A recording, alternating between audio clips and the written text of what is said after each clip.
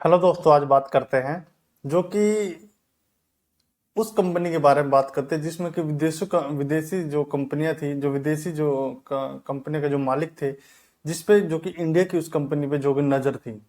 और वो कैसे नजर गड़ाए बैठे थे कि कैसे न कैसे करके वो जो इंडिया की कंपनी है उसको एक्वायर कर ले। और दूसरी तरफ बताते हैं आपको, जो सुई से लेकर हवाई जहाज तक बनाती है वो उसी कंपनी के बारे में आज बात करेंगे। और आप सोच रहे होंगे कि ये कौन सी कंपनी है। आज आप इसके बारे में पूरा की पूरी बायोग्राफी आज को बताएंगे। इस वीडियो में आपको सब चीजें बताई जाएंगी। तो वो कंपनी है टाटा ग्रुप। जो टाटा ग्रुप है, आप जानते ही हैं, यदि आप रोड पे चलते होंगे टाटा की आपको बहुत सारी मोटर्स दिखती होगी। टाटा मोटर्स के नाम से कंपनी है। और टाटा मोटर्स में बहुत बहुत सारी गाड़ियां टाटा मोटर्स मोटर्स ने बनाई है। और दूसरी तरफ बात करते हैं टाटा केमिकल, टाटा स्टील, टाटा का एक वोल्टाज है। और यदि दूसरी तरफ बात करें ज्वेलर्स में यदि ज्वेलर्स में बात करें तो जो तनिष्क जो गोल्ड है उसकी जो ब्रांड है वो भी टाटा का है। और क्लोथ्स में टाटा ने अपना हाथ आजमाया है। उसके बाद जो टाटा ने जो टाटा की टी आती है वो उसमें भी टाटा की भागीदारी है। और उसके बाद बात करें तो जो टाटा साल्ट जो नमक है वो भी टाटा का है। यानी कि टाटा हर जगह मार्केट में अच्छी तरह अपने ब्रांड बनाए हुए हैं और अच्छी तरह फैला हुआ है। और दूसरी तरफ टाटा ने अपनी जो मार्केट फैलाई है, ये नहीं है कि वो जल्दी सी कुछ ही दिनों में ही बन गई, उसको बनने में कुछ टाइम लगा। ऐसा नहीं है कि वो इतनी बड़ी ब्रांड जल्दी से बन गई, उसको इतना बड़ा ब्रांड बनने में कम से कम 200 साल का टाइम लगा। ऐसा नहीं है रातों रात बन के एकदम से टाटा ग्रुप इतना बड़ा बन गया।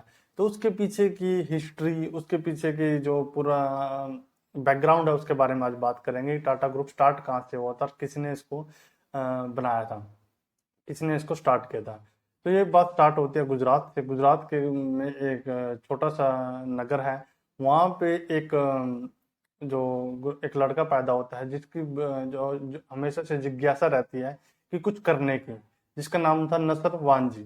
नसर वानजी जो कि एक लोकल गांव में पैदा होते हैं। और वो हमेशा कुछ ना कुछ करने की हमेशा ठाने रखते हैं। और उनका कोई भी काम करते हैं, उनका जो शुरू से जो बचपन से उनका एक मिशन रहता है, कोई भी मिशन उसको मिले उसका पूरा का पूरा करके ही ठान लेते हैं। जो नसरवान जी थे वो जैसे ही उन्होंने 10th 12th पास की, तो उस टाइम में जो कास्टिज्म ज़्यादा होता था उसमें उनकी जल्दी सी शादी होगी। और शादी होने के तुरंत बाद ही एक बेबी भी हो गया, एक लड़का हो गया। और लेकिन वो तब भी कुछ करने का मन में उनका कुछ ना कुछ जिज्ञासा उठी रही थी। तो उस जो नसरवान जी थे उन्होंने प्लान बनाया कि मैं गुजरात छोड़ के मुंबई शिफ्ट हो जाता हूँ, वहां पे जाके कुछ बिजनेस करूंगा। तो वो 1822 में जो पैदा होता है, उसके बाद नसरवान जी वहां से 20 साल के बाद वहां से एक अपनी फैमिली के साथ गुजरात से मुंबई शिफ्ट हो जाते हैं और वहां पे कॉटन ट्रेड का जाकर बिजनेस स्टार्ट करते हैं। जैसे कॉटन ट्रेड का बिजनेस स्टार्ट करते हैं तो उनका जो बेबी है वो भी धीरे धीरे बड़ा होता जाता है। और वो चाहते हैं कि जैसे उनका जो बेटा बड़ा हो उनको अच्छी से अच्छी एजुकेशन दे, जिससे वो आगे जाकर उनके बिजनेस में भागीदारी करें। तो जैसे ही उसका बेटा बड़ा होता है, उससे बड़ा होने के बाद उसका जो बेटे का नाम होता है जेम्स साठ जी। जेम्स सेठ जी। तो जेम्स सेठ जी को जैसे जैसे बड़ा होता है तो उसकी जो एजुकेशन वो चाहते हैं कि नसरवान जी उनके पिता चाहते हैं कि पूरी की पूरी इंग्लिश में हो और वो अच्छी तरह आगे फ्यूचर में बिजनेस संभाले। तो वो आगे की पढ़ाई करने के लिए बाहर उनको भेज देते हैं। जैसे ही वो बाहर से पढ़ाई करके वापस आता है तो उनको एक टारगेट, एक मिशन दे देते हैं। नसरवान जी अपने बेटे जेम्स सेठ जी को एक मिशन देते हैं कि जो ये कॉटन ट्रेड का जो बिजनेस है तुम्हें इसको ग्रो करना है, कैसे इसको ग्रो करना है उसको स्ट्रेटजी बताई और कैसे कैसे बता के उनको एक मिशन दे दिया। और मिशन देने के बाद उसको बोला कि उनको आगे बिजनेस बढ़ाने के लिए, उसकी भी तब शादी हो गई थी। उसके बाद शादी के बाद उनका भी एक थोड़ी उम्र में ही उनका भी एक बेटा हो गया था। तो उनको बोला गया कि तुम भी अपने बिजनेस को बढ़ाओ। जैसे वो बिजनेस बढ़ाने के लिए उनको हांगकांग भेज दिया गया।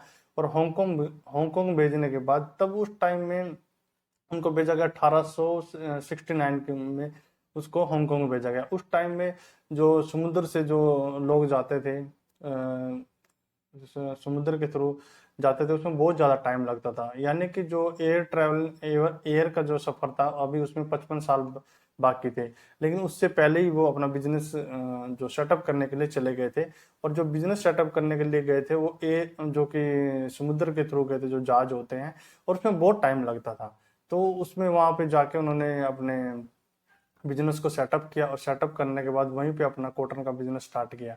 और जेम्स सेठ जी ने इतना तेजी से बिजनेस स्टार्ट किया, उन्होंने कुछ ही टाइम में अपना जो कि यूरोप चाइना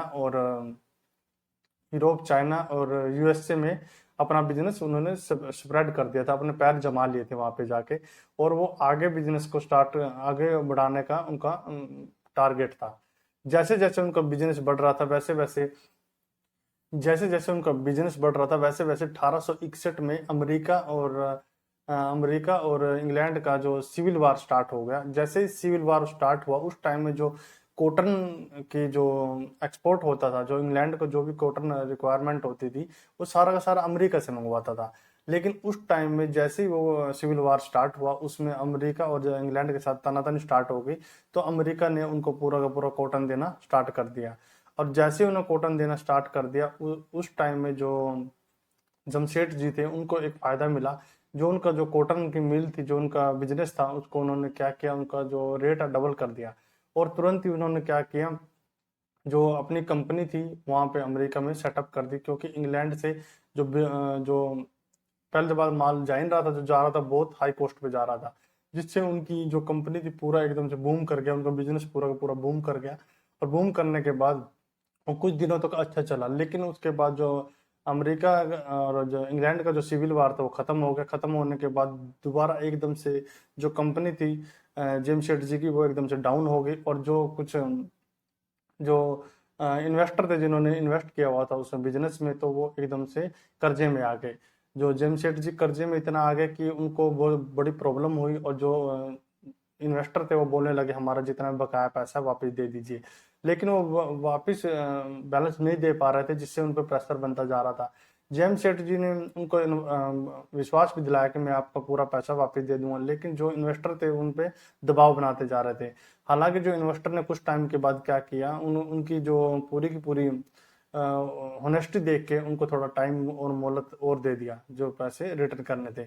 लेकिन फिर भी उसके बाद भी क्योंकि पैसे तो उनको देने थे, इन्वेस्टर ने फिर उनको प्रेशर करना स्टार्ट कर दिया और बोला कि जब तक तुम पैसे नहीं दोगे तो हमारे यहाँ पे काम करोगे, तुम्हें हर महीने की 20 पाउंड की सैलरी दी जाएगी।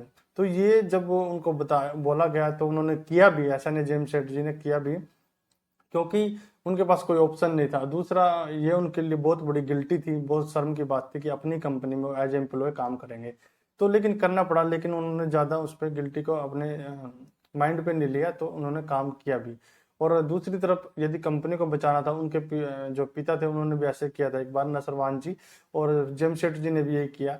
जब उनके इन्वेस्टरों के जो पैसे देने थे, तो उन्होंने क्या किया, तो उन्होंने अपने घर जो गिरवी रखा हुआ था, अपने घर को बेच के उनके जो इन्वेस्टर थे पूरा का पूरा पैसा उनको दे दिया।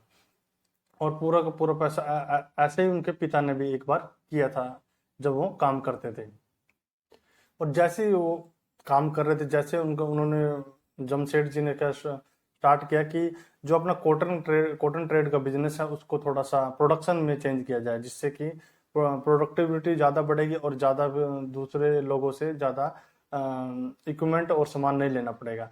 तो उसमें क्या किया, जो लोग थे जो काम कर रहे थे, वो उनका क्या था, जमशेद जी का क्या था, जो लोग काम करते हैं, जो मजदूरी वाले लोग हैं, जो जो जॉब करते हैं, उनके साथ ज़्यादा लगाव था। लेकिन वो कुछ लोग ज़्यादा अच्छी तरह काम नहीं करते थे, जल्दी थक जाते थे, छोटे होते थे, वो पूरा दिन काम नहीं करते थे।